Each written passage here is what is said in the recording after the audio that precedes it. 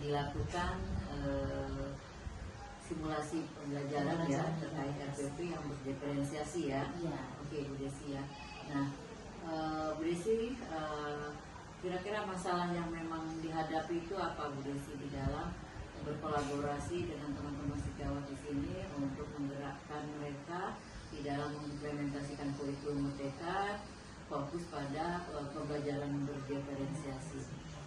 Jadi gini Bu, pada dasarnya sih ya untuk sosialisasi pembuatan RPP yang kita mengacu ke KSE dan berdiferensiasi sudah saya sampaikan. Untuk pemahaman atau penerimaan dari guru-guru tersebut sih insya Allah bisa sih mereka terima, dan sedikit banyak kisaran 80% sih guru-guru sudah menerapkan. Cuman karena di sini rata-rata memang guru sudah senior ya Bu ya, artinya memang sudah sudah rata-rata IT-nya memang kurang, mereka sudah menjelang purnabakti. Nah, mungkin satu harapan saya yang menjadi kendala saya untuk membimbing guru-guru yang memang kurang di IT itu yang pertama. Yang kedua ya itu tadi Bu, karena mereka memang sudah senior ya sudah menjelang 2 tahun purnabakti, 3 tahun purnabakti gitu. Jadi memang untuk mereka yang sudah senior agak kendalanya di untuk pemahaman IT. Paling nanti Desi minta bantu ke rekan-rekan sejawat yang memang masih muda untuk mendampingi beliau-beliau yang memang sudah senior lagi. Jadi terkait di sini ada hal karena banyak yang sudah sempurna ya, jadi kemampuan teknologi mengoperasikan laptop, menggunakan berbagai aplikasi gitu ya, agak kurang ya. Tadi Bu Desi sudah mengatakan bahwa salah satu upaya adalah mengaktifkan teman-teman yang memang nah itu bagaimana prosesnya, seperti apa mengaktifkan itu? Nah ya kemarin sih sudah pernah Desi coba ya, jadi untuk mereka yang memang masih muda, artinya yang memang ada adik-adik yang memang masih IT-nya memang bagus, yang memang baru-baru masuk gitu. Nah mereka coba mendampingi untuk guru yang ada pendampingan. Jadi tetap guru senior ini membuka, tapi mereka yang mendampingi, walaupun ya masih terbata-bata sih Bu. Itu bisa jalan ya? Bisa awal. Mendampingi ya guna ya. Oke, berarti ada solusi ya. Tapi butuh waktu nih Bu, nggak bisa kita buru-buru ya. Oke, yang baik luar biasa itu yang dilakukan. Nah, kira-kira selain melalui pendampingan teman-teman yang sudah artinya yang masih junior, yang sudah paham mengaplikasikan komputer, mungkin solusi lain yang mungkin Ibu akan lakukan apa? Untuk sementara ini apa ya? Sementara itu semua yang bisa dilakukan maksimalkan dulu. Yang penting harapan Desi itu untuk pembuatan RPP dan penerapan pembelajaran KSE dan berdiferensiasi itu mereka paham dulu gitu, sehingga mereka mengajar di kelas dan menerapkan yang memang kita dapat dari. Jadi berproses berproses untuk menghandle masalah yang ada di sini dan sambil belajar ya tentunya, karena memang mau tak mau ya aplikasi itu harus digunakan, belajar di platform mereka mengajar juga harus dilakukan ya, dan itu menggunakan teknologi, walaupun dengan Android misalnya atau dengan komputer kan juga harus dibiasakan ya. Oke, bagus sekali Bu. Jadi itu terus berproses saja ya sambil dengan mereka menerapkan pembelajaran ya.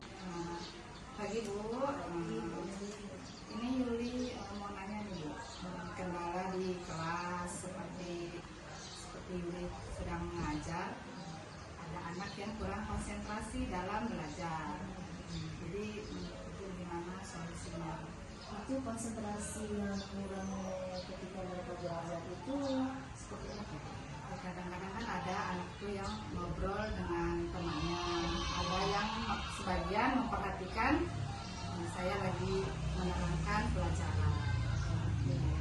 Kira-kira seandainya kan tadi beliau bilang konsentrasi mereka kurang, apa solusi dari beliau cara untuk meningkatkan biar mereka lebih konsentrasi? Solusinya biasanya saya menghibur anak yang mengobrol itu tadi ya Bu ya, lalu kita ajak serius dalam belajar apa Bu, kayak seperti kita panggil namanya, kadang kita menyanyi gitu Bu, supaya tidak terlalu tegang dalam belajar. Jadi setelah Bu Yuli adakan pendekatan atau apa ya, artinya dikasih intermezzo ya, setelah dilaksanakan itu apa pendekatannya begitu? Ya kalau kita tegur terus mereka dengar Bu, tapi setelah kita menjelaskan itu terkadang mengobrol kembali mereka. Ya untuk ini disebut apa namanya, anak-anak tertentu saja yang seperti itu ya. Ya, untuk anak-anak yang tertentu ini sudah dilakukan pendekatan lagi atau tidak? Sudah.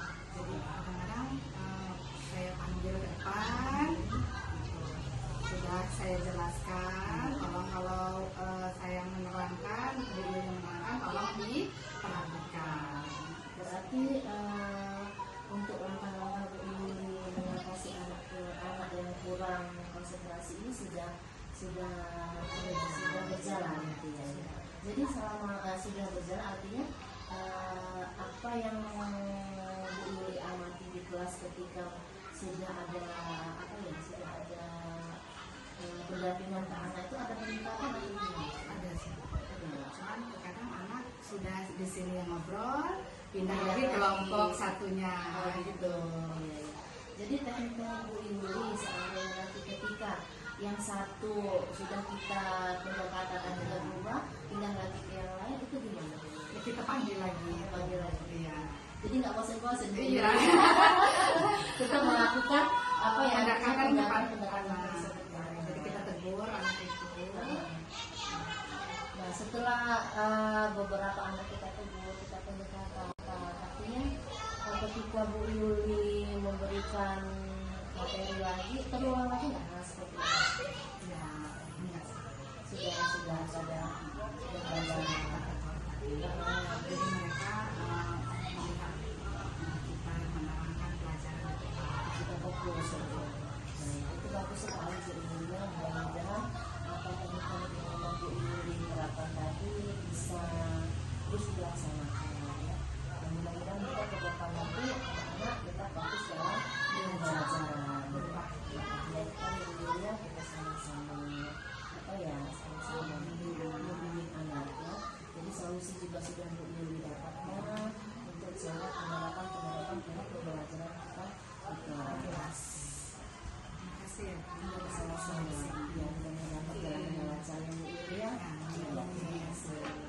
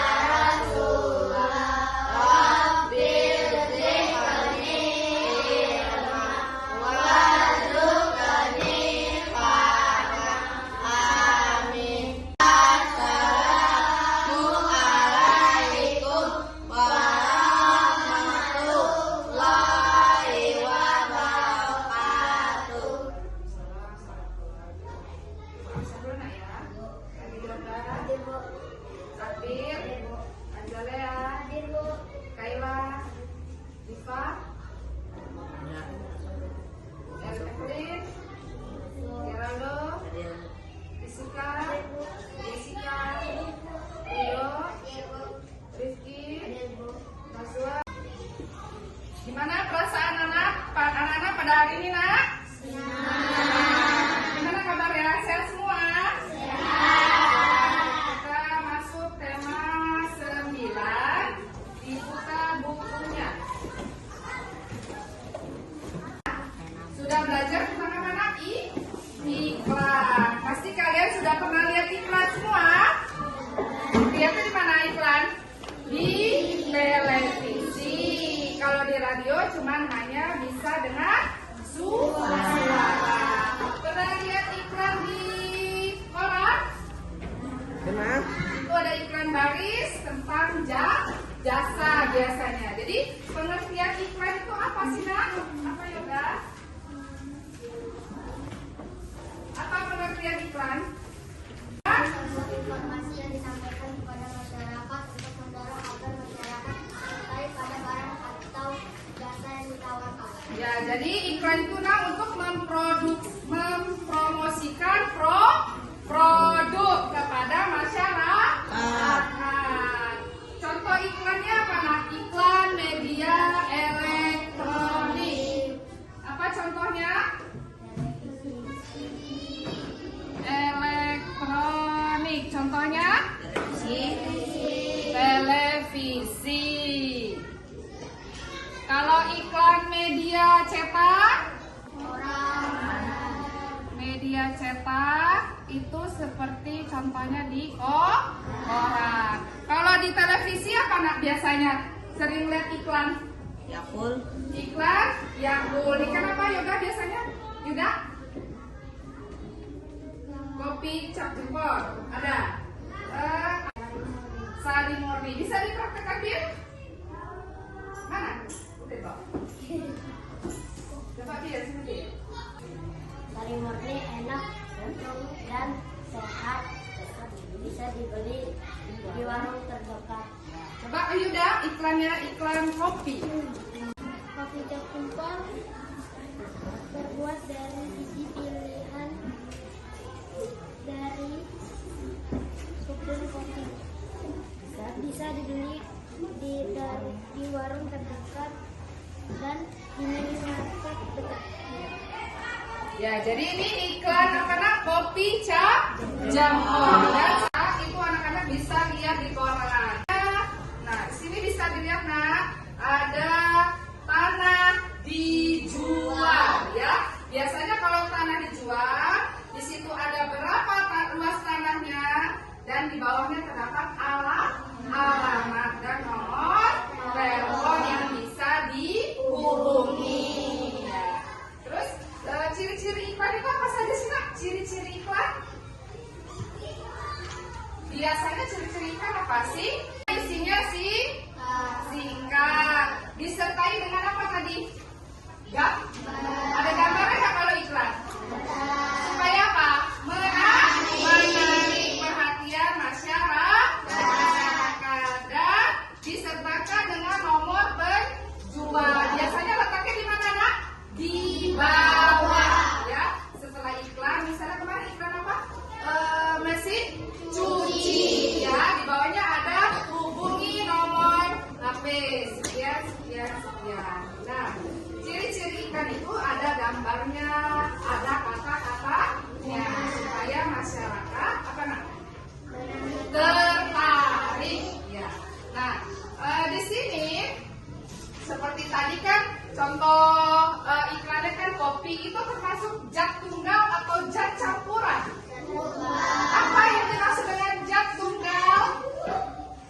Yang terdiri dari satu jenis. Kalau zat campuran, zat yang terdiri dari dua zat atau lebih. Zat campuran itu ada dua, Nak. Zat campuran homogen dan zat campuran heterogen. Zat campuran homogen apa artinya? Larut sempurna. Ayo si Jessica, zat campuran heterogen. Zat campuran heterogen apa? Yoga? Zat yang tidak terlarut dengan sempurna. Nah, kalau zat homogen, contohnya apa, Nak? Zat homogen. Contohnya, kan zat homogen ini zat yang terlarut dengan sempurna.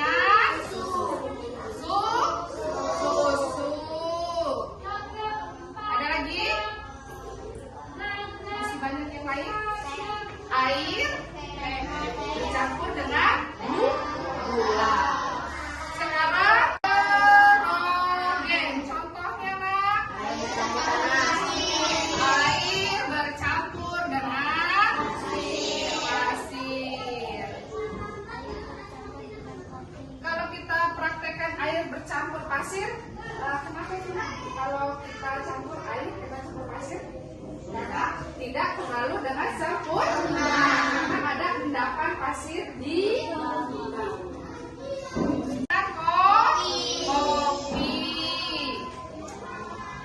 Ya, kalau kita campur kopi, itu pasti ada endapan di bawah gelas.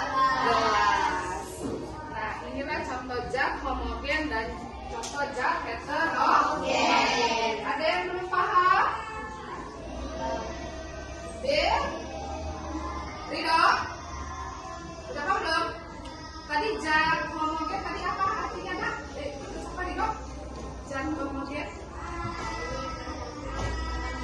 Ya, kenapa itu air bercampur dengan garam? Karena terlarut dengan sempurna. Ya, makanya disebut dengan zat homogen. Windy, zat heterogen tadi. Ya, ya. Ya. Zat yang terlarut tidak sempurna.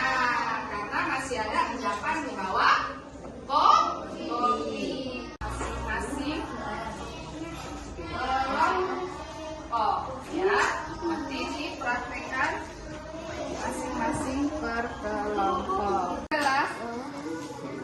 Sudah semua masukkan air ke dalam gelas. Lalu masukkan 1 sendok bubuk kopi. 1 sendok bubuk. Masukkan airnya. Ya, masukkan 1 sendok bubuk kopi. Sudah?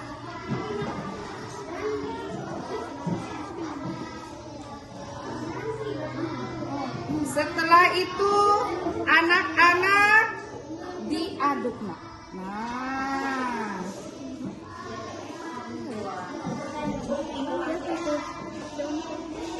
Sudah? Kopinya mana? Lihat ya. Lihat larutan air dicampur kopi tadi, nak. Apa yang terjadi? Campuran homogen apa heterogen yang terjadi? Heterogen. Heterogen. Karena apa? Masih ada endapan. Karena masih ada endapan dan kopi tidak terlarut dengan Sempurna. Di bawahnya masih ada endapan kopi. Sudah diaduk kan? Air plus minyak sudah dicampur? Sudah diaduk? Apa yang terjadi larutannya? Tercampur. Sempurna apa tidak sempurna? Karena apa? Masih ada endapan minyak di atas air. Terus gula. Bawa gula. Bawa gula nih. Air.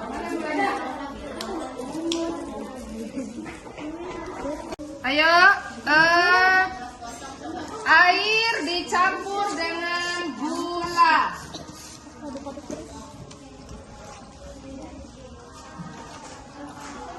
Ketika air dicampur gula, homogen atau heterogen? Homogen. Kenapa? Nah, karena gula terlarut dengan sempurna. Setelah kita memperhatikan tentang zat homogen dan heterogen, kita simpulkan yang sudah kita praktekkan tadi. Maju.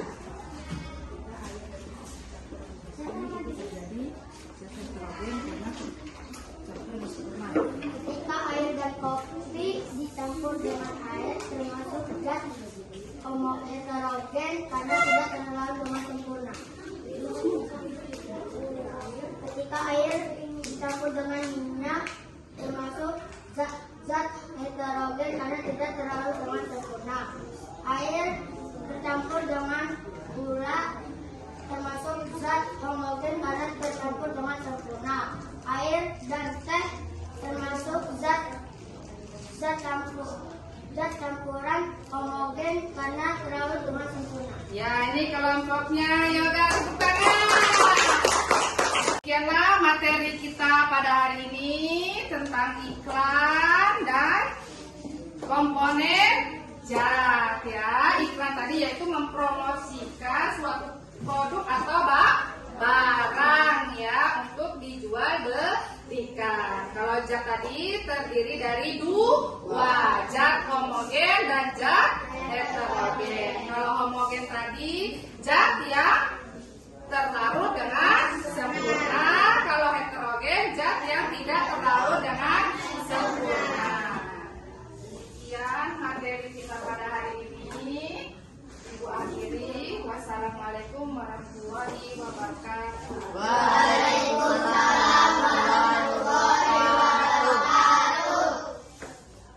Waalaikumsalam warahmatullahi wabarakatuh. Senang belajar tadi, Nak? Dengan ibu siapa? Bu Yulia, wali kelas kalian? Iya.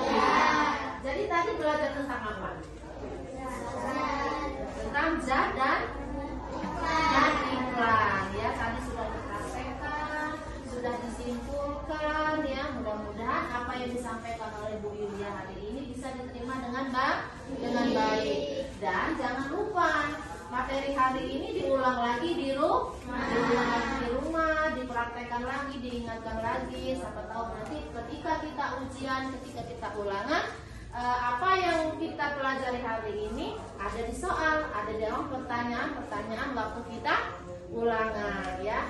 Nah, jadi tadi Bu Yulia sudah memberikan penjelasan dari awal sampai akhir. Kalian senang menerimanya? Senang. Ya, kalau kita senang, kita bahagia, insya Allah apa yang kita pelajari hari ini bisa kita terima dengan baik ya. Ibu ucapkan terima kasih atas waktunya. Ibu sudah masuk di dalam kelas 5 ya. Ibu akhiri wabillahi taufiq wal hidayah. Wassalamualaikum warahmatullahi wabarakatuh. Oke Bu Yuli, tadi sudah melakukan praktek supervisi di kelas ya. Sepengamatan saya sih apa yang Bu Yuli lakukan itu sudah sesuai dengan LPP yang Ibu lihat. Ya Bu, terima kasih atas waktunya yang diberikan kepada saya. Oke, sepengamatan saya Bu Yuli sudah melakukan supervisi akademik melalui Amin Bintang, sehingga Bu Yuli selaku coach dapat mampu menghasilkan pemikiran-pemikiran bagaimana caranya masalah yang ada di kelas Bu Yuli dapat terselesaikan. Saya juga melihat Bu Yuli sudah membuat komitmen dengan membuat komitmen yang ada ya. Tadi Bu Yuli ingin mengembangkan kompetensi mengajukan pertanyaan berbobot. Kompetensi mengajukan pertanyaan berbobot itu sudah terlihat, sehingga Bu Yuli bisa menstimulasi pemikiran-pemikiran sehingga muncul ide-ide kreatif untuk menyelesaikan permasalahan yang ada di kelas. Nah, Bu Yuli, apakah ada komitmen lain yang ingin Ibu Yuli kembangkan? Oh ya Bu, saya ingin kedepannya merumuskan ketiga kompetensi itu pada kegiatan saya selanjutnya. Oh begitu.